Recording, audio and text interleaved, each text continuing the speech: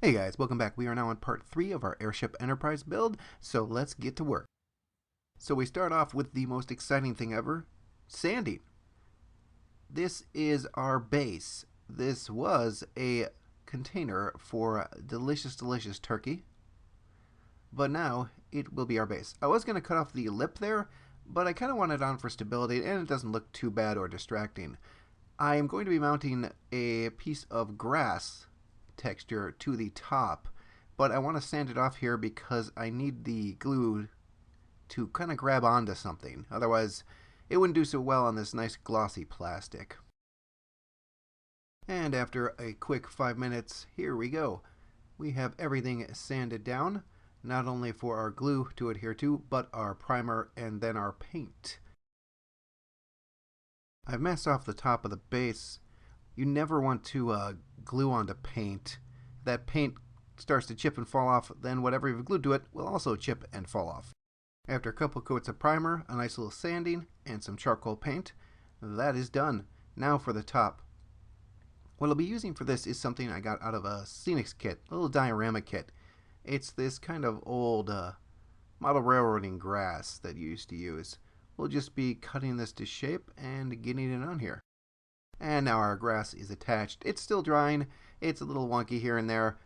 I just used some old Elmer's school glue to adhere that. We'll be fixing that up in a bit. As you can see here underneath, we have tons of room for our two little wires and our battery. Yeah, we'll be putting some details, some shrubbery, some grass, trees, all sorts of neat stuff into here. Now it's time to start thinking about our stabilizing blades. You can see here we have lots of leftover parts from our Whirlybird kit, as well as our neat photo etch.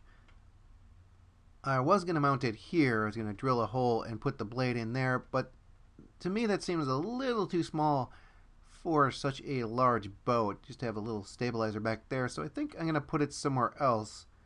Probably right about there is where we're going to end up putting it instead of there. There, not there. That's the way we're going. And we now have the deck mounted to the hull. That went on silky smooth after all those alterations I made to the hull.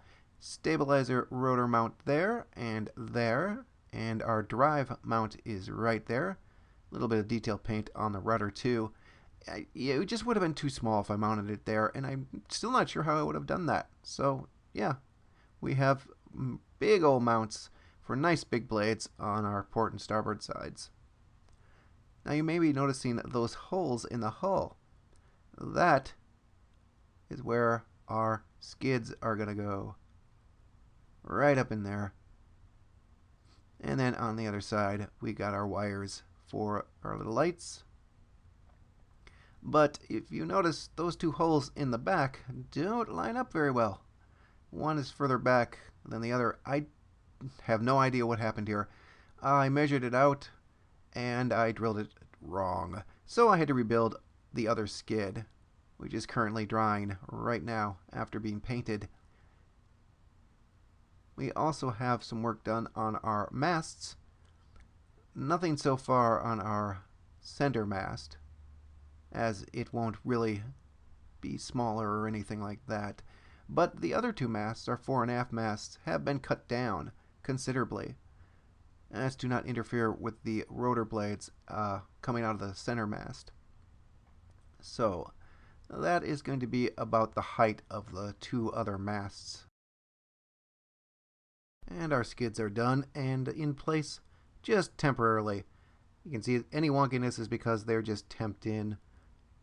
I just wanted to get a look at it, see if everything lined up correctly after I rebuilt the other ones. You can see the port side is clearly lower and at a different angle than the starboard.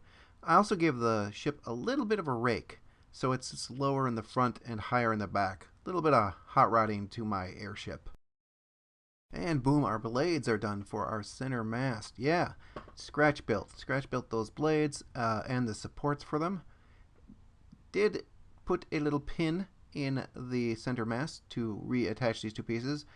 Going back over this, I really did need to cut that off. Kind of regret doing it, but what it's done is done, and now I can just pin it back in, and we have our center rotor blades all done.